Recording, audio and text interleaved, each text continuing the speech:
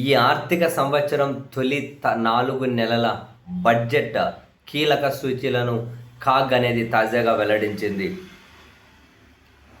ఈ కీలక సూచీలను కనుక గమనిస్తే ఆంధ్రప్రదేశ్ ఆర్థిక పరిస్థితి ఏంటి, ఆంధ్రప్రదేశ్ పరిపాలనలో సంపద సృష్టి ఏంటి, ఇవన్నీ క్లియర్ కట్గా అర్థమవుతాయి. కేంద్రం నుంచి వచ్చే ఆ పన్నుల వాటాను కనుక ఆ పన్నుల రాబడి మినహాయిస్తే రాష్ట్రం సొంతంగా పన్నుల రాబడి జులై వరకు 38,000 కోట్లు వచ్చిందంటూ కాగ్ నివేదిక పేర్కొంది. రాష్ట్ర సొంత పన్నుల ఆదాయం ఎంత? 38,000 కోట్లు. అయితే ఈ ఆర్థిక ఏడాది అంటే తొలి 4 నెలల్లో ఏప్రిల్ నుంచి జూలై వరకు చంద్రబాబు సర్కార్ బడ్జెట్లో చేసిన అప్పులే 49,134 కోట్లు. ఆంధ్రప్రదేశ్ సొంత పన్నుల రాబడి 38,000 కోట్లు అయితే బడ్జెట్ పరిధిలోనే చేసిన అప్పు 49,134 కోట్లు.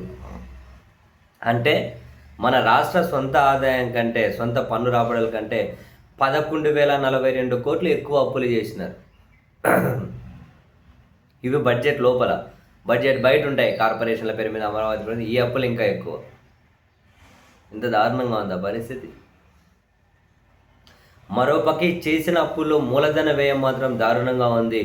4 నెలల్లో 49,134 కోట్లు అప్పు చేసి అందులో మూలధన వ్యయం 9,963 కోట్లు మాత్రమే, అంటే 20%. అండ్ బడ్జెట్లో ఈ ఆర్థిక సంవత్సరానికి ఎంతైతే అప్పు ప్రతిపాదించారో అందులో ఈ 4 నెలల్లోనే దగ్గర 65% అప్పు చేసేశారు. ఎన్ని వేస్తారు? అండ్ ఇది చూడండి, కేంద్ర ప్రభుత్వం గ్రాంట్ల రూపంలో వస్తాయని చెప్పి బడ్జెట్లో ఏదైతే ప్రతిపాదించారో అందులో వచ్చిండేది కేవలం 9% మాత్రమే. ఫస్ట్ 4 నెలలు గడిచిపోయాయి.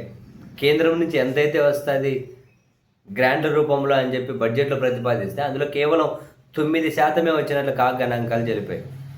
కేంద్ర ప్రభుత్వం నుంచి 32,458 కోట్లు గ్రాంట్ల రూపంలో వస్తాయని బడ్జెట్లో ప్రతిపాదిస్తే అందులో వచ్చింది కేవలం 2,956 కోట్లు మాత్రమే.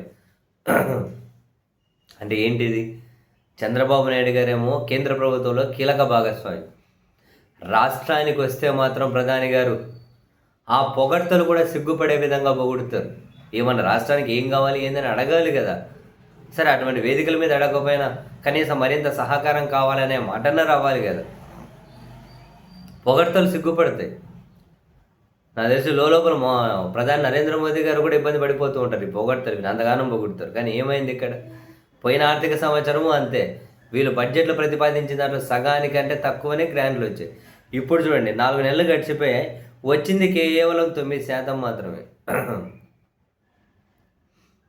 ఏం మాట్లాడుకోవాలి? అండ్ తొలి 4 నెలల్లోనే రెవెన్యూ లోటు అయితే భారీగా పెరిగిపోయింది. మరి రెవెన్యూ రాబడులు ఆశించిన స్థాయిలో రావట్లే, అప్పులు పెరిగిపోతున్నాయి. రాబడి లేకుంటే రెవెన్యూ లోటు పెరుగుతుంది కదా.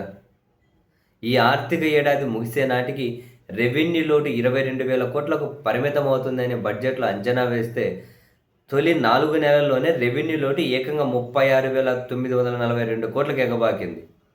అంటే బడ్జెట్ అంచనాల ప్రతిపాదనలకు మించి 167% రెవెన్యూ లోటు పెరిగిపోయింది.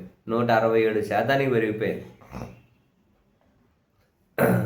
ఒక పక్క ద్రవ్యలోటు పెరిగి రెవెన్యూ లోటు పెరుగుతుందంటే ఇంకా రాష్ట్ర ఆర్థిక వ్యవస్థ ఏమవుతున్నట్లు?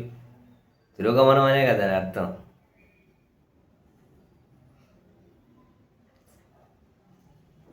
దారుణం.